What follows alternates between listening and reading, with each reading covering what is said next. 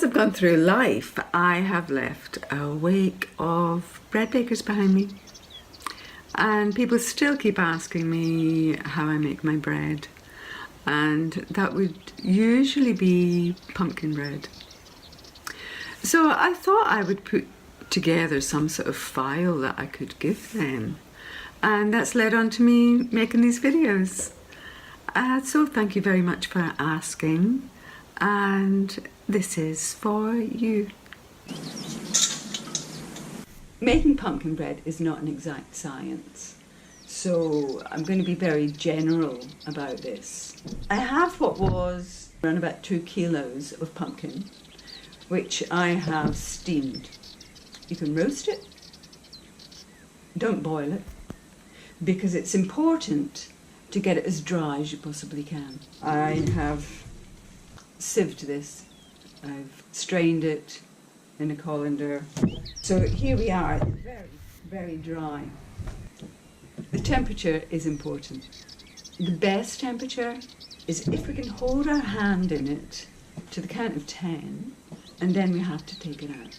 That is the perfect temperature for yeast. As far as measurements go, as long as your pumpkin is dry, you can reckon on your flour being just less than the weight of your pumpkin. 2 kilos of pumpkin. I've got 2 kilos of flour. We put in a very small amount of oil, a very small amount of sugar.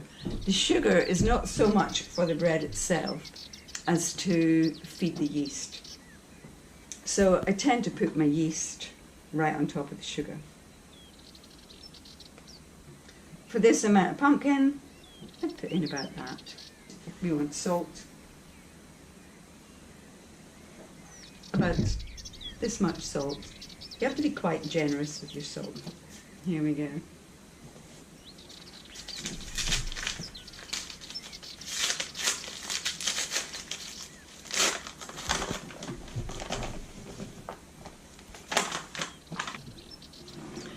We add the flour from the outside. The idea is to keep the center of your pumpkin as moist as possible. So you fold the flour into your pumpkin rather than stir it in. And virtually straight away, you are already kneading. You may have noticed that I didn't wait for the yeast to start working. I just got straight into it. If you don't know how to knead, is how you do it. Elongate your dough, pull it towards yourself and push. Turn it round so that it's elongated again.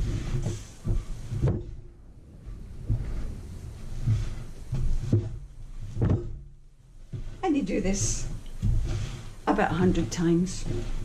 Sometimes it helps to scrape the bottom of your bowl.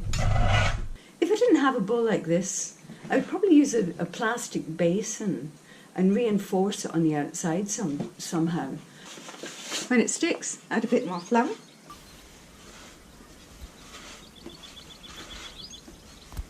Add less as it gets towards the end. And there we are. I'm going to cut this piece of dough in half.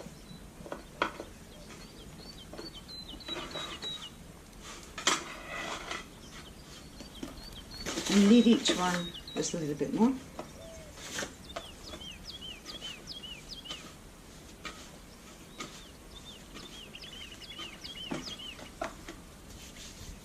And put it into oiled containers.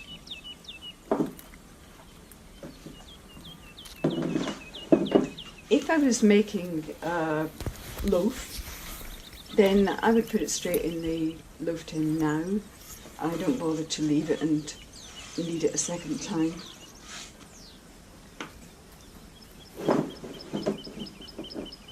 I put it in the box with an oiled lid.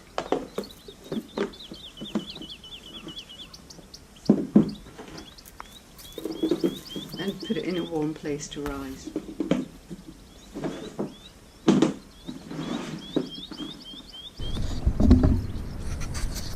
4 hours later, you can see in the photograph that I took that the air bubbles are clearly visible through the plastic box.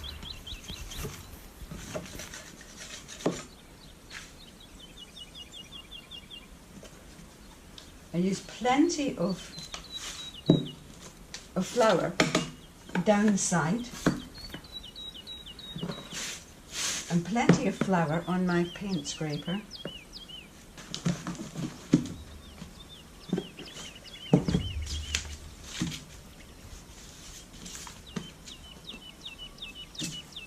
And now I'll cut. If I sit it on top of the cut and turn it round and push down, that gives me a fairly neat circle. Roll them out to about twice as thick as you'd make a pastry, and then put them onto a griddle, which is about the temperature of a hot iron. Once you get it up to the temperature, you can turn it down a little bit.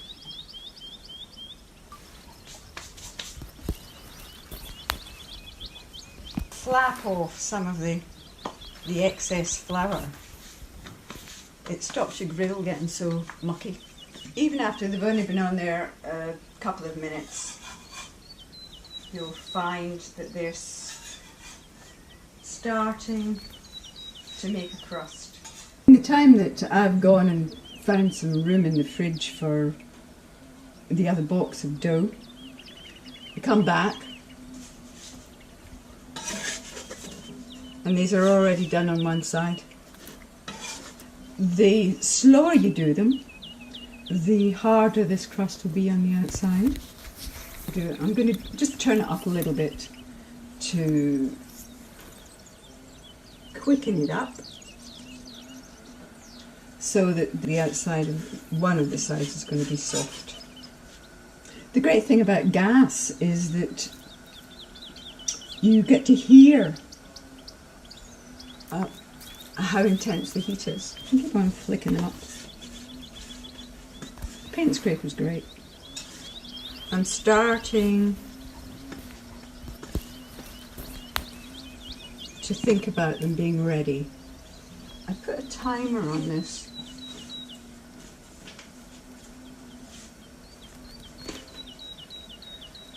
It's taken about 5 minutes.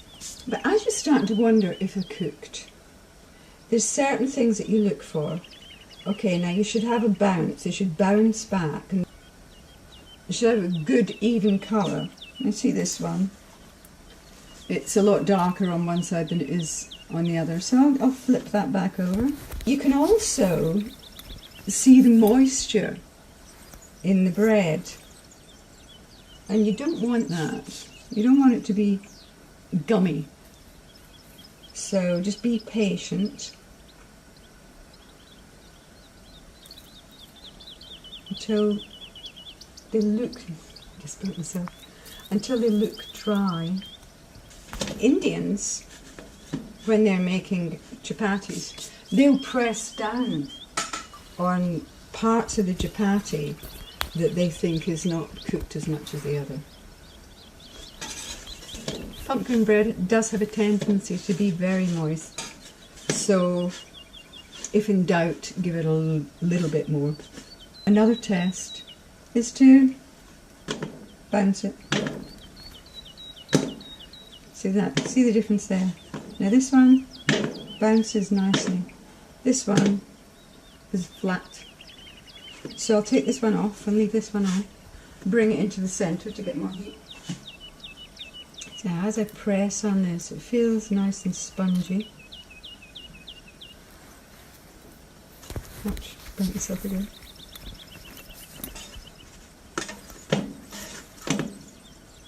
A bit more bounce about it.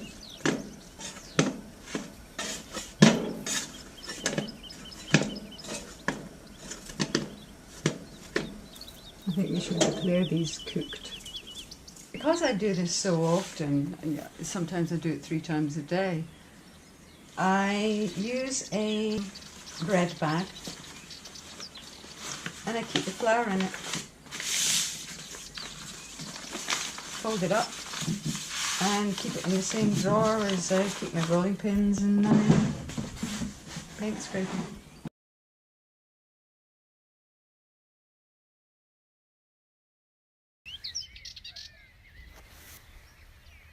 That dough will keep in the fridge for 4 or 5 days, after which time you might be better off putting it in the oven and cooking it like that, because sourdough makes a really good bread, but not such a good griddle bread.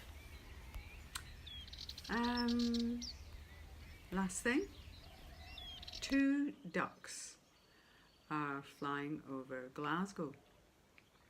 One says, quack quack. The other one says, can you go any quacker? Jesus loves you. More flour now, look. More flour now, look. Scrape the thing with a paint scraper, but then by the time you've done this a few 100 times, your husband will be frightened of you because you have bigger muscles than him.